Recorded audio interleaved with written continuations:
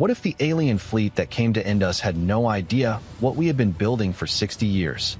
312 warships appeared above Earth in less than 1 second. No warning, no signal, no build-up. One moment, space above Earth was exactly what it had always been: silent, distant, and empty. And then, in the span of a single heartbeat, it wasn't. Not one object, not a meteor, not a satellite falling off course. A fleet, massive, unimaginably, terrifyingly massive. Ships, hundreds of them, tore their way into existence just beyond the orbit of the moon, not arriving the way human spacecraft did, slow and visible and humble. These ships dropped into reality as if space itself had been peeled open like a wound to let them through. One moment nothing was there. The next, they existed, fully formed, already in position, already watching. For a fraction of a second, every telescope on Earth went blind. Every satellite glitched. Every deep space sensor overloaded, as if the universe itself flinched at what had just arrived. And then the data came back, and what it showed didn't make sense. The smallest of the objects was larger than anything humanity had ever built in orbit. The largest didn't even look like ships. They looked like moving continents. Dark, cold, covered in structures that could only be weapons. Weapons so enormous they made the word itself feel small. They didn't spread out. They didn't scan. They didn't hesitate. They formed a perfect formation, tight, controlled, deliberate. And then they stopped. Just stopped, hanging there in silence above a world that had no idea this moment was coming. Watching. Across Earth, millions of people saw them at the same time. Through telescopes, through live streams, through emergency broadcasts that cut into every channel without explanation, without apology, without any preparation for what people were about to see. Cities went quiet in ways they never go quiet. Not the quiet of night, or of winter, or of a held breath before something beautiful. This was the quiet of 8 billion people realizing, all at once, that they were small. Air traffic halted mid-route. Military networks lit up with a level of urgency no one alive had ever witnessed before. Because there was one detail, one small, impossible detail, that made everything worse. The fleet hadn't arrived near Earth. It had arrived in position, perfectly placed, exactly where it would need to be, if it already knew everything about us. If it had studied us, mapped us, measured us, and decided exactly where to stand before we even knew it was coming. And somewhere, deep inside the global defense network, an automated system processed the incoming data, compared it against every known threat profile ever cataloged, and returned a result that had never appeared before in the history of the system. Classification: unknown civilization. Threat level: absolute. And then, before humanity could respond, before a single message could be sent, before anyone could even agree on what they were looking at, the fleet moved. Not toward Earth, but into formation, as if this wasn't an arrival. As if this was the beginning of something that had already been decided long before today. They did not introduce themselves immediately. They didn't need to. For the first 12 minutes after their arrival, the fleet said nothing. No signals, no movement, no visible activity at all. And somehow, that silence was worse than any threat could have been. Because threats can be answered. Silence just waits. On Earth, every major government activated emergency protocols within seconds of the sighting. Military satellites were redirected. Defense systems powered up for the first time outside of drills. Command centers filled with people who had trained for crisis their entire careers and were now discovering that training and reality are two very different rooms. In Washington, lights burned through the night in buildings that were never supposed to go dark. In Moscow, Strategic Command issued its highest alert level for the first time in decades, the kind of alert that made generals go pale. In Beijing, entire divisions were mobilized before anyone fully understood what they were mobilizing for, only that they needed to be ready, and they needed to be ready now. And in Geneva, deep beneath the city, in a reinforced facility built for scenarios no one wanted to imagine and everyone secretly feared, the United Earth Defense Council assembled. They had all seen the same data. They had all reached the same conclusion. And none of them wanted to say it out loud. Because the numbers didn't lie. They never did. The fleet consisted of 312 confirmed vessels, a number that updated every few seconds as sensors refined their readings, each update somehow making things worse. Each ship was larger than anything humanity had ever put into orbit. Each one carried energy signatures that didn't match any known propulsion system, any known weapon, any known physics. Each one radiated power levels that frankly defied easy explanation. Humanity had spent over a century developing space technology. They had satellites, stations, prototypes, experimental craft, a handful of military platforms designed for orbital defense, quietly funded, never publicly acknowledged. Nothing more. Nothing close to what floated above them now. The most advanced war-capable structure in Earth orbit, the Orbital Defense Platform Aegis, humanity's greatest achievement in military space engineering, was smaller than the smallest ship in the alien fleet. Not just weaker, smaller. And at this scale, size meant power in ways that couldn't be argued with. The scientists in Geneva ran projections. Over and over. They adjusted variables, changed assumptions, ran best-case scenarios that required increasingly generous interpretations of the data. Every simulation ended the same way. If those ships opened fire, Earth would not survive the hour. Not the day, not the war. The hour. No defense grid could stop that level of energy output. No missile system could reach targets moving at those speeds. No shield technology existed that could withstand even a fraction of what those ships were capable of delivering. One analyst, a quiet man named Dr. Pavel Orlov, who had spent his entire career studying theoretical extraterrestrial threats in a department most people thought was a waste of funding, summarized it in a single sentence that emptied the room of air. "We are not looking at an invasion," he said. He paused, then corrected himself. "We are looking at a conclusion." Nobody spoke after that, because everyone understood what he meant. This wasn't a battle. It wasn't even a contest.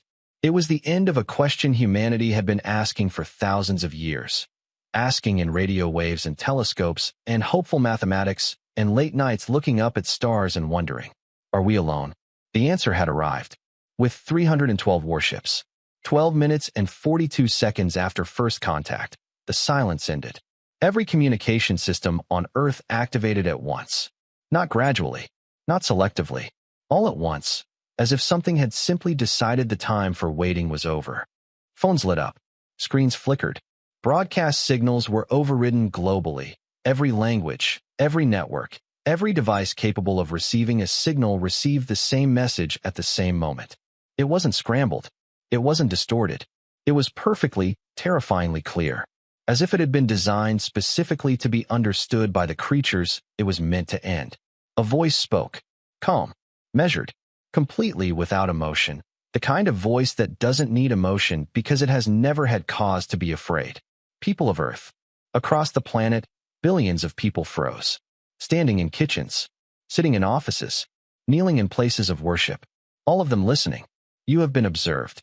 No introduction, no explanation, just a statement of fact, delivered the way you'd read a number off a page. For a duration you would measure as 73 of your years. In Geneva, several heads snapped up. 73 years. That meant they had been watching before humanity had even reached space. Before the first satellite. Before the first orbit. They had been watching since before anyone here was born. You have reached a stage of development that requires correction. That word landed in the room like a stone dropped into still water. Correction. Not contact. Not negotiation. Not even warning. Correction. You are confined to a single world. You possess no external colonies. You demonstrate internal division. Each sentence was precise, clinical, evaluative, like a report being read aloud by someone who had already decided what to do with the results. You are not prepared for what exists beyond your system. A pause, just long enough for the meaning to settle into every listener's chest like cold water. Therefore, you will not proceed further. No one moved in the command center beneath Geneva. No one breathed, because now they understood. This wasn't first contact. This wasn't the beginning of a relationship between civilizations. This was a judgment, already rendered, already decided, delivered by something that had never considered the possibility of being wrong. You will power down all off-world operations. You will cease all deep space development. You will remain within your planetary boundary. Another pause, shorter this time. Compliance ensures continued existence. And then, finally, the threat, laid out with the same calm tone, the same total absence of feeling. Non-compliance will result in removal. The transmission ended. Just like that. No countdown. No negotiation. No further explanation. As if the matter was already settled, and they were simply informing Earth of a decision it had no part in making. Across Earth, the silence returned. But it wasn't the same silence as before. Before, it had been uncertainty. Now it was understanding. Humanity had just been measured, weighed, evaluated, and found wanting. For 9 minutes after the message ended, no one spoke. Not in the streets. Not in the command centers. Not in the rooms where decisions were made by people paid to make them under pressure. It was as if the entire planet had paused, trying to process something too large to fit inside a single thought. Then the noise began. It started small. A voice on a news channel. A question no one could answer. Then another voice, and another. And within minutes, every network on Earth was broadcasting nonstop. Experts and analysts and officials who all disagreed on everything except one thing. This was real. Panic didn't come all at once. It spread, like a crack working its way through glass, quiet at first, and then suddenly everywhere. In New York, people filled the streets and stared upward at something they couldn't see without a screen, but could no longer ignore. In Tokyo, trains stopped mid-line as operators abandoned protocol to watch emergency broadcasts. In London, financial markets froze before collapsing into chaos that no algorithm had been designed to handle. Airports shut down. Military convoys moved. Hospitals activated overflow protocols for a disaster that hadn't happened yet, but felt seconds away. Because everyone understood something simple and something terrifying. If those ships decided to act, there would be no warning. There would simply be silence, and then nothing. Deep beneath Geneva, the United Earth Defense Council reconvened. And this time, there was no silence. Voices overlapped. Arguments collided. Fear sharpened every word into something sharper than it was meant to be. "We comply," said General Adiz Okafor, her voice tight and deliberate. "There is no alternative. You saw those projections." "They said removal," added Deputy Secretary Harlan Metz, his hands flat on the table as if he needed to feel something solid. "That means extinction. Total. Every human being alive." "And surrender is what, exactly?" said Director Cale Vasquez, leaning forward with controlled anger written into every line of his face. "Survival? Under what terms? For how long? We hand them control today, and then what? We wait for permission to exist. We don't know what they'll do," someone said. "Exactly," Vasquez replied. Screens around the room displayed the fleet. Still motionless. Still watching. 312 ships hanging in space with the patience of something that had done this before and knew exactly how it ended. "They've been observing us for 73 years, said Dr. Orloff quietly, staring at his hands. "That means they know everything. Our capabilities. Our weaknesses. Our divisions," said Okafor. That landed harder than anything else in the room. Because it was true. Humanity wasn't unified. Not really. Different nations, different interests, different definitions of survival. And now those differences were being weighed by something that could erase them all in an hour. Secretary General Amara Diallo had been listening. She sat at the head of the table, and she had not said a word since she walked in. She was in her 60s, with the kind of stillness that comes from spending a lifetime in rooms where the wrong word could start a war. Now she cut through the room with 4 words. "They didn't give us a deadline." Everyone turned to her. "That doesn't mean we don't have one," she continued, gesturing toward the main display. "They arrived in perfect formation. Pre-calculated positions. They've been studying us for decades. They know how long we take to respond. They know how we argue. They know what fear looks like in a species like ours." A pause. The room held its breath. "They're not waiting for us to decide," she said. "They're waiting to see what we are." That changed something in the room. Because suddenly this wasn't just about survival. It was about judgment, and unlike the aliens' judgment, this one hadn't been rendered yet. The Secretary General listened to every argument, every fear, every attempt to find certainty in something that offered none. She didn't interrupt. Not once. And then, when the room had exhausted itself, she asked a single question that stopped every voice cold. "How accurate do we think their assessment is?" Confusion. "They've been watching us for 73 years, she continued slowly. "They believe we are confined, divided, limited, contained to one world with no capacity to resist." She looked around the room. "Are they right?" No one answered immediately. Because the answer was complicated. On the surface? Yes.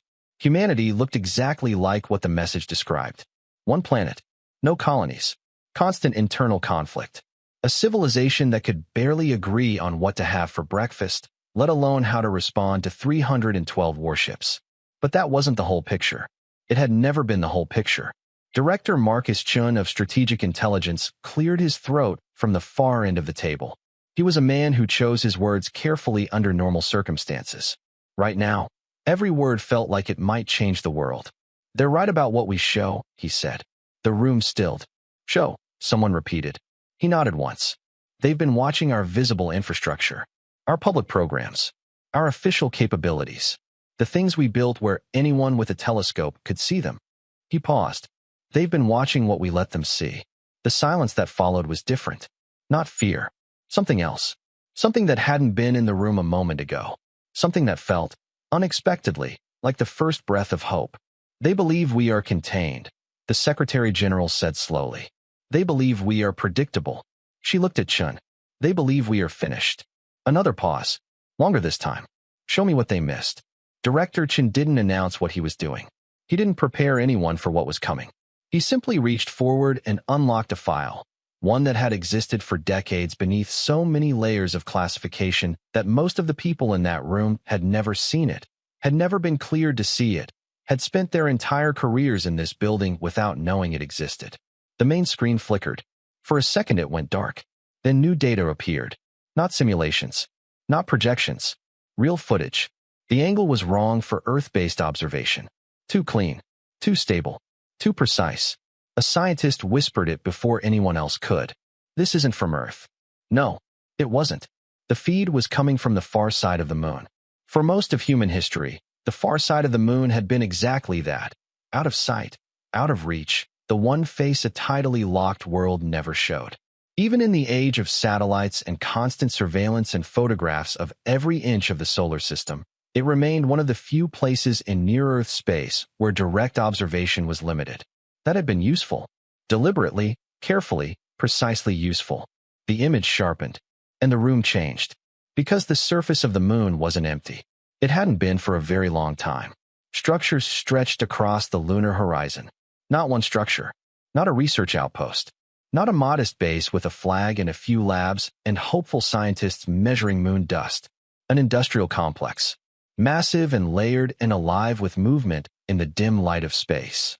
Rows of construction erased the size of city blocks. Docking arms that made skyscrapers look modest. Energy grids glowing faintly beneath the surface, threaded through the rock like veins. And ships. Hundreds of them. Not like the alien vessels. Not the same scale. Not the same age. Smaller. Sleeker. Darker. Purpose-built rather than ancient. But unmistakably, undeniably, inescapably, warships. The footage shifted. Zoomed out. Kept zooming until it revealed something that made two people in the room instinctively put their hands over their mouths. This wasn't a single facility. It was one of many. "They've been watching us for 73 years, Director Chin said quietly, and there was something in his voice now that hadn't been there before. Not pride, exactly. Something older than pride. Something more earned. They started watching when we were barely leaving the atmosphere. They tracked our satellites, our stations, our public programs. They built their entire model of us around what they could observe." He let that sit. They assumed that was everything. The screen changed again. New locations. New angles. Asteroid belt installations. Entire processing facilities embedded in rock and shadow. Invisible to outside observation. Construction platforms hidden in the darkness between worlds. Outer system relay stations that had never appeared on any civilian map, had never been mentioned in any public report, had existed quietly and patiently in the dark for decades. Each one building, expanding, producing. They were looking at what we were doing, Chin continued. They never thought to ask what we were preparing for.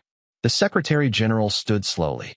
Her eyes were fixed on the screen, on the scope of it, on the scale of what her species had managed to build in secret, in darkness, in patience. "How long?" someone asked, barely above a whisper. Chin didn't hesitate. 58 years. That number hit harder than anything the aliens had said. 58 years. That meant humanity hadn't started preparing when the fleet arrived. Hadn't started when the message came. Had started long, long before they knew who the enemy would be. Only that something would come eventually, and that when it did, they intended to be ready. Why? A diplomat asked, his voice barely holding. Chen looked at him. Because we looked at the sky, he said simply. And we didn't assume it was empty. The live footage returned to the moon facility. Closer now. A line of ships, finished, armed, powered, sat in silent formation along the surface. Patient. Waiting. Each one a product of decades of work by people who would never see this moment. How many? General Okafor asked. In this facility alone? Chen replied. A beat. 243. The room went completely still. And this is one of 9 confirmed sites, he added. Then stopped. Corrected himself. 9 visible sites. Nobody spoke for a long moment. Because the math had just changed. The entire calculation had changed. 312 alien ships against. What? Secretary General Diallo turned from the screen. Her voice was calm. Impossibly calm for a woman who had just watched the shape of the world rearrange itself. They think we have nothing, she said. They think we're confined. They came here believing this was a correction. She looked at the ships on the screen. At humanity's quiet answer to a question the aliens had never thought to ask. Send it to them. Not a message. Not words. The image. Let them see what they missed. There was no debate. No argument. The live feed was packaged, encrypted, and broadcast directly to the alien fleet. Not as a threat. Not as words. Just as a fact. Shipyards. Warships. Scale. 58 years of work in the dark. Sent to 312 ships that had arrived expecting a species that didn't know how to fight back. Aboard the alien lead vessel, the transmission was received instantly. Analyzed. Decoded. Displayed on every screen with the clinical efficiency of a civilization that had done this hundreds of times before. At first, there was no reaction. Because what they were seeing didn't match anything in their records. A species classified as contained, primitive, non-threatening, was showing them something that should not exist. Ships, not prototypes, not experimental frames. Operational warships, in numbers that didn't fit any model, built in locations that weren't in any surveillance file, produced over a timeline that upended every assumption the Empire had made. A junior officer spoke carefully into the silence. Commander, this does not align with surveillance data. Nobody responded immediately, because the implication was dangerous. If the data was wrong about this, about the most fundamental fact they had come here with, then everything built on that data was wrong. Above Earth, the fleet held formation. But something had changed. The silence no longer felt like patience. It felt like the first flicker of doubt. The alien fleet did not respond immediately. For 6 minutes and 14 seconds after receiving the transmission, they said nothing, did nothing, changed nothing. And yet, if you knew where to look, you could see it. Small adjustments, subtle realignments, energy fluctuations across multiple ships, changes too precise to be random, too small to be tactical. They were recalculating. On the alien Central Command vessel, a figure stood at the observation span. Commander Selvareth had commanded campaigns that ended civilizations, had overseen corrections on 47 worlds, had never, in 3 decades of service, encountered a species that required revision of the pre-engagement model. Assessment, he said. Officers moved. Data streams updated. Models that had been built over 73 years of surveillance began, for the first time, to contradict themselves. Human military capability, previously classified as negligible, one officer reported. Reclassification required. Another voice. The number of vessels in the transmission does not match total expected output for a civilization at their technological level. Silence. Conclusion? Selvareth asked. A longer pause than any officer should take when responding to their commander. Our data is incomplete. That was the first real problem.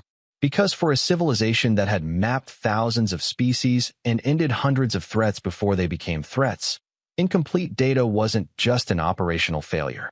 It was a heresy. Incomplete data meant the model was wrong. And if the model was wrong, then this, the fleet, the position, the certainty, was built on nothing. They are attempting to project strength, another officer said. Confident, measured, certain, a bluff. Possibly, the first replied quietly. But if it is not, nobody finished that sentence. Selvarith looked at the image of humanity's shipyards for a long moment. They will be given demonstration, he said. Move the fleet. Orders moved through the fleet like electricity. Precise. Controlled. The formation shifted, not breaking, not scattering, but advancing. 312 ships moving as one toward a world that had just told them it was more than it appeared. Near the orbit of Mars, humanity's first defensive fleet was already waiting. They had moved during the silence. Quietly. Efficiently. Not announced. Not broadcast. Just positioned, like a thought that had already been thought before the moment required it. 180 ships. Smaller than the alien vessels. Lighter. Nothing like the massive, ancient weight of the fleet bearing down on them. But they didn't look fragile. They looked sharp. On the lead human vessel, a woman sat in the command chair with the specific stillness of someone who had been waiting for this moment for so long that the moment itself felt almost ordinary. Commander Yara Shun was 44 years old. She had been 12 when her father, a defense architect, sat her down and told her that her life's work was already decided. Not by him, not by her, by the sky, by the simple, quiet certainty that something was out there and that when it came, someone needed to be ready. She had trained for this, not in theory, not as a possibility, as an inevitability. Behind her, her crew moved. No panic, no hesitation, no speeches, just motion, the way a body moves when muscle memory takes over from thought. Range, she asked. Closing. 8 minutes to engagement. Relative strength? A pause. They outmass us by a factor of 12. She nodded. Once. Slowly. Remember your training, she said. Her voice wasn't loud. Didn't need to be. Every person on that ship had heard her say this before. In simulators. In drills. In the long, quiet hours between exercises when the weight of what they were preparing for settled on them like a second gravity. Don't fight their battle. Fight ours. The distance collapsed. Alien targeting systems locked first. Clean, precise, perfect. The product of centuries of warfare against species that fought in straight lines and expected their enemy to do the same. Human ships responded differently. At the exact moment engagement range was reached, in the instant before the first alien weapon fired, the human fleet disappeared. Not literally, but functionally. The formation, the readable, predictable, manageable defensive line, vanished. 1 second, 180 ships were arranged in a pattern a tactical system could analyze. The next, they were moving in 180 different directions. Up, down, sideways, through angles that existed between the categories, through approaches that fell into no established threat model. No pattern, no symmetry. Alien weapons fired and missed. Not completely, but enough. Accuracy dropped from near perfect to something unstable, unreliable, fighting against movement that didn't follow rules. Adjust tracking, an alien officer snapped. We are. It's not stabilizing. Human ships didn't just evade. They behaved in ways that defied expectation at every scale. Sharp turns that contradicted expected inertia. Sudden bursts of acceleration followed by decelerations into angles that made no tactical sense. Until the moment they did. Pairs crossed each other's paths mid-flight. Groups split and reformed in configurations that couldn't be predicted because they weren't based on theory. They were based on 10,000 years of human beings fighting each other in every environment, under every condition, with every possible advantage removed. A group of 6 ships broke from whatever passed for formation and converged on a single alien vessel. Not head-on. From 3 separate angles, precisely timed. They fired, then scattered before the response could track them. Too fast. Too unpredictable. Too human. The alien ship took the hits. Systems flickered. Stabilized. Then failed. It didn't explode dramatically. It just stopped. Lights fading. Power collapsing. Drifting. Dead. On the alien command vessel, silence. Because this didn't happen. Not like this. Not this early in an engagement. Not against a species classified as non-threatening. The battle continued. More attacks. More of the same pattern. No central push. No unified front. Just small independent engagements creating temporary advantages, exploiting gaps, disappearing before retaliation could form. Every time the alien fleet tried to regroup, the humans forced them to spread out again. Every time they tried to concentrate fire, the targets were already somewhere else. They're controlling the engagement space, an alien officer said slowly. Selvareth said nothing, because he could see it. A smaller fleet, outmassed 12-1, was choosing where and how this fight happened, was deciding the terms of its own survival. Human ships were hit. Some were destroyed. One, then two, then more. They weren't invincible. They weren't untouchable. But every loss bought time, created openings, shifted the shape of the battle in ways that made the next move possible. After 43 minutes, the numbers stood at 11 alien vessels confirmed destroyed, 7 human vessels gone. The numbers didn't matter in themselves. What mattered was what they represented.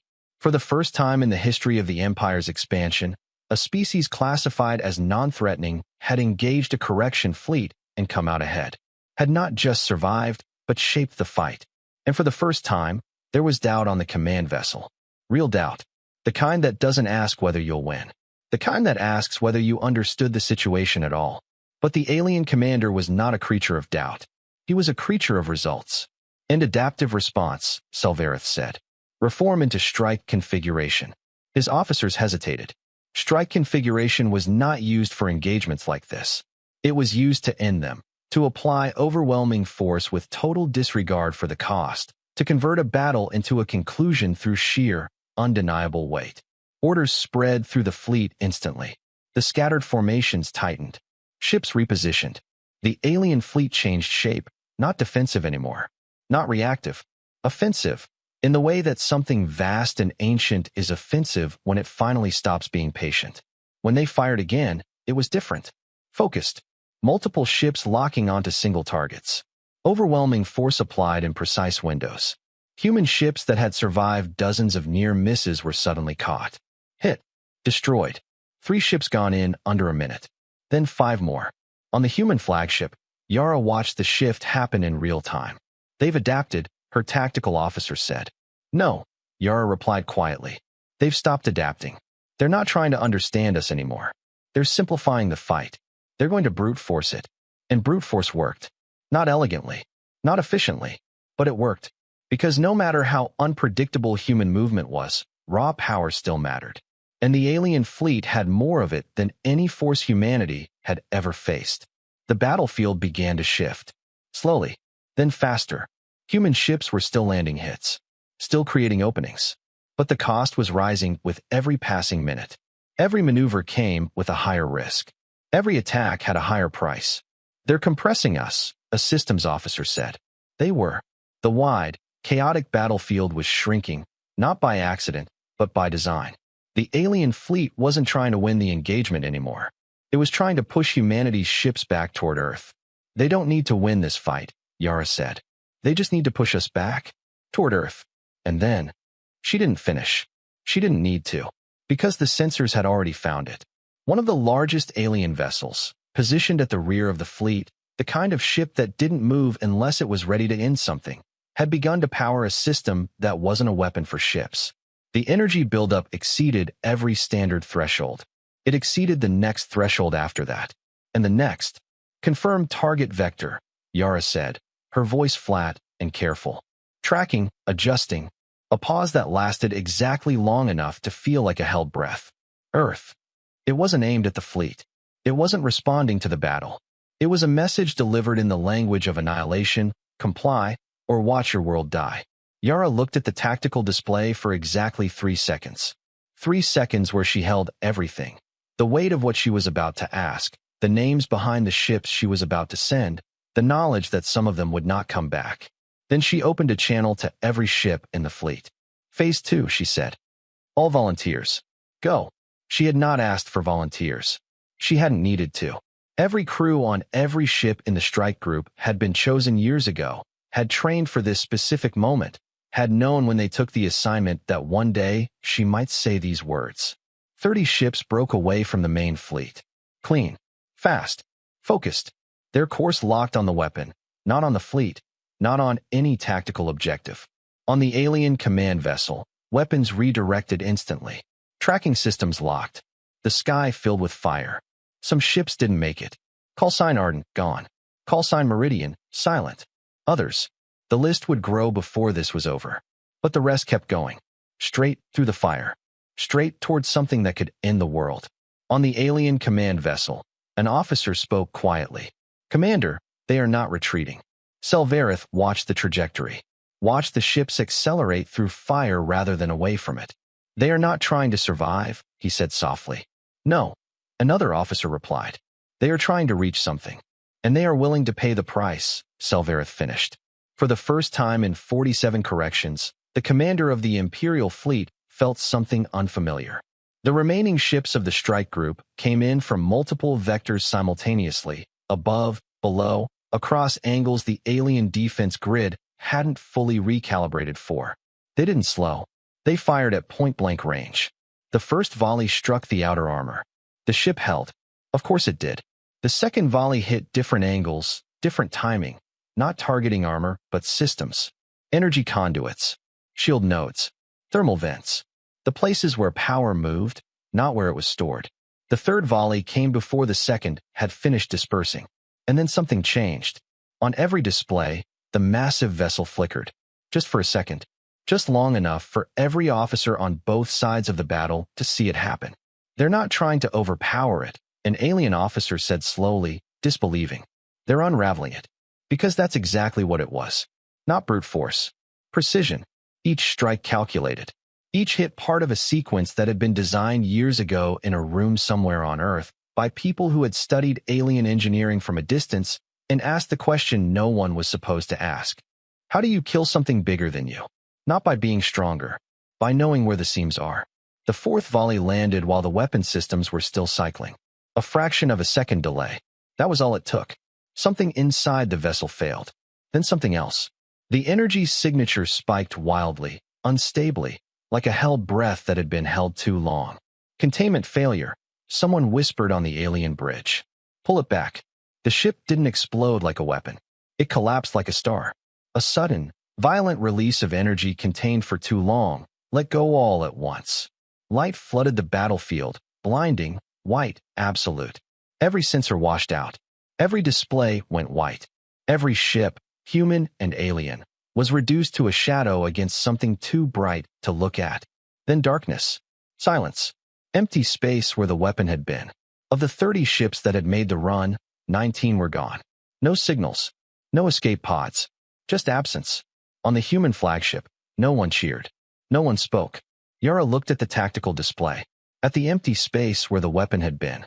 At the list of call signs that no longer responded. Names she knew, voices she'd trained alongside. People who had made a choice before the battle started. She held that for 3 seconds. Then, continue engagement. Not because it was easy, because it was necessary. And they would carry the weight of those names later, when there was time. Across the alien fleet, something changed that couldn't be quantified in tactical data. A species classified as contained had just destroyed a capital-class weapon. Had done it deliberately, methodically, without recklessness, accepting loss as part of the calculation. "Commander," an officer said carefully, "we may need to revise threat classification." Selvarith stared at the empty space where the weapon had been, at the cost it had taken, at the species that had paid that cost without hesitation.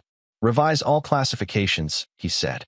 The remaining human fleet didn't retreat, didn't regroup defensively, moved forward, not aggressively, not recklessly, but with the confidence of a force that had just proven something to itself.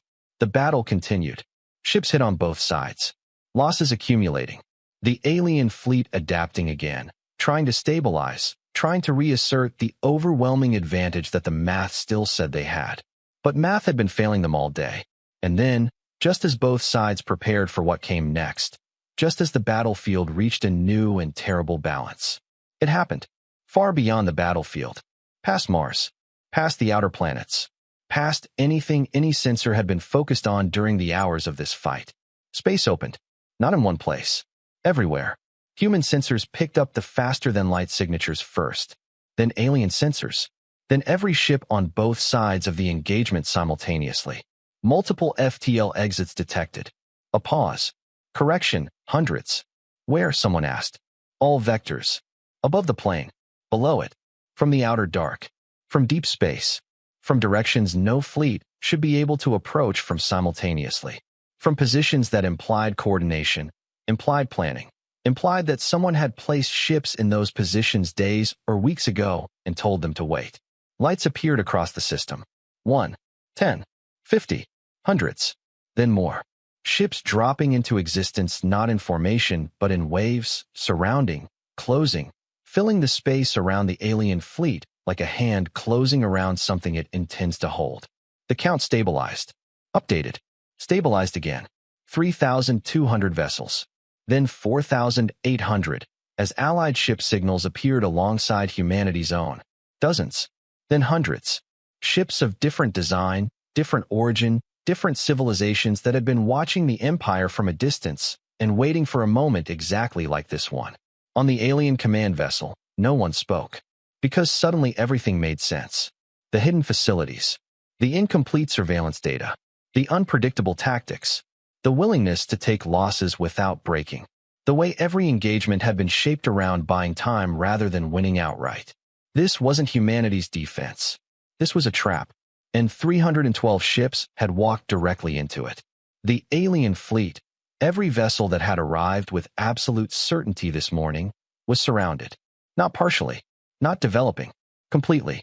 Every escape vector covered. Every trajectory predicted. 4,800 ships holding position around 312. A transmission request appeared on the command display. Human origin. Direct channel. Selvarith looked at it for a long moment. Then accepted. Yarushin appeared on screen. Calm. Focused. Unhurried. You've repositioned effectively, the alien commander said. Not mocking. Not hostile. Acknowledging, the way a warrior acknowledges skill. You advanced exactly as we predicted, Yara replied. No triumph in her voice. No performance. Just certainty. The earlier engagement, he said slowly. It was not intended to win. No. It was intended to hold you in place. Silence on both ends of the channel. How long, he asked. How long were you planning this? 60 years, she said. That landed harder than anything else in the conversation. 60 years. This wasn't reaction. Wasn't improvisation. Wasn't desperation assembled in the hours since the fleet appeared. You knew we were coming, he said. We knew something would come, she replied. We didn't know who. We didn't know when.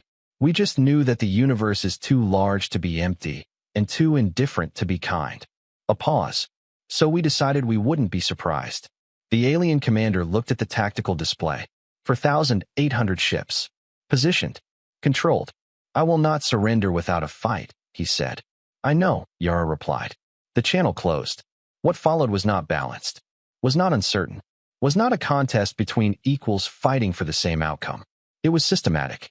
Human and allied fleets operated in layers. The outer ring contained. The middle ring disrupted. The inner ring struck with precision, choosing targets that degraded capability rather than simply destroying mass. Ships that tried to break through were intercepted, not chased, not reacted to, but predicted and stopped before they reached open space. Some tried to run toward the outer system. They didn't make it.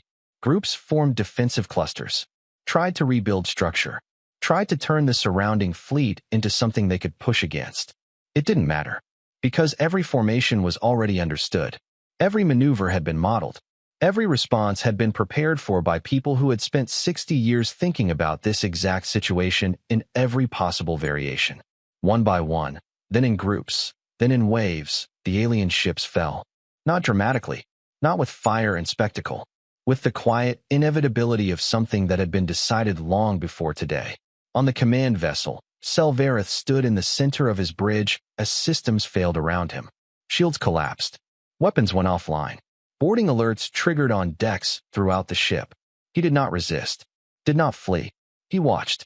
Human soldiers entered the bridge with efficiency and discipline, weapons raised but not fired, moving with the control of people who had been told exactly what they were there to do and were doing it without excess. You are secured, one of them said. You will not be harmed. Selvarith looked at them, at their discipline, at the restraint in how they moved, how they held their weapons, the way they looked at him without hatred. He had conquered 47 worlds. He knew how conquerors behaved. These were not behaving like conquerors. The battle ended in under 3 hours from first contact. Wreckage drifted across the system. Fires faded in the vacuum. Signals went silent one by one. 4,800 ships held position. Unbroken. Untouched. Earth still turned. Unchanged. Alive. Unbroken. This wasn't just a victory. It was a message, clear, undeniable, written in the silence of a fleet that had arrived with absolute certainty and been answered by 60 years of quiet preparation. The war ended quietly. Not with celebration. Not with noise. With work. Across the solar system, recovery ships moved through the debris. Human crews. Allied crews. Searching for survivors. For signals. For anything left alive in the silence after the fighting stopped. They did not discriminate. Human. Alien. Alive was alive, and alive meant brought in. On Earth, there was no victory speech. No declaration of dominance. No announcement of conquest. Because that had never been the objective. Deep beneath Geneva, in the same room that had once argued about surrender, Secretary General Diallo stood before her council for the last time that day. They'll expect terms, one official said. They'll expect us to become what they were. Diallo shook her head.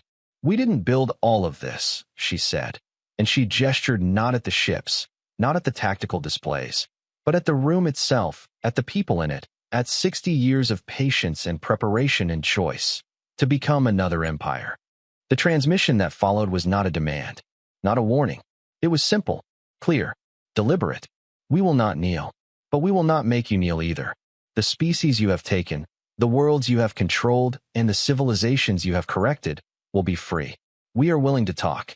The message spread across what remained of the alien fleet, across their networks, across their civilization, carried on signals that moved faster than light toward an empire that was about to discover it was no longer unopposed. It took time. Negotiations always do. Understanding takes longer still. But slowly, things changed. Allied fleets returned home. Freed worlds began to rebuild. Old systems were rewritten. Not perfectly, not without conflict, not without setback, but undeniably, irreversibly differently.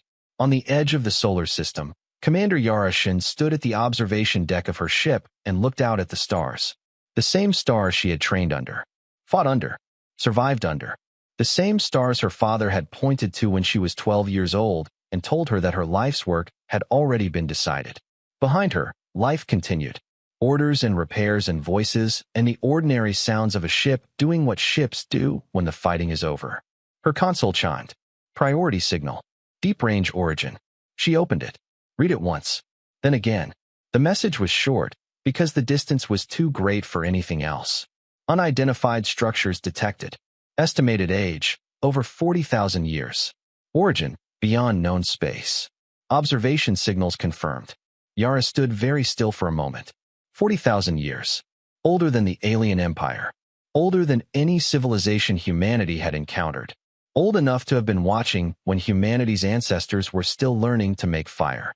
Old enough to have seen everything that had ever happened in this corner of the galaxy. And whatever it was, it had seen today. She looked out at the stars again. Not the same way as before. Because now they felt different. Larger. Not empty. Full. Full of something ancient and patient and watching. The way the universe itself watches, without judgment and without mercy and without any particular interest in what you expect it to do next. She opened a channel back to Earth. Recommendation? The voice on the other end asked. She didn't hesitate. Send scouts. Go toward it. A pause. And let them watch. The channel closed. Yara stood there a little longer, looking out into something vast and ancient and waiting. And for the first time since the morning when 312 ships had appeared in the sky and told humanity it was finished, she allowed herself a small thought. Not fear, not doubt, curiosity, because whatever was out there had just learned something about humanity, had watched them fight and win and stop, had watched them refuse to become the thing they had defeated, had watched 60 years of preparation pay off in 3 hours of fire. And humanity. This species that looked at the sky and didn't assume it was empty, that built in secret and waited in patience and chose restraint at the moment of victory, was only just getting started.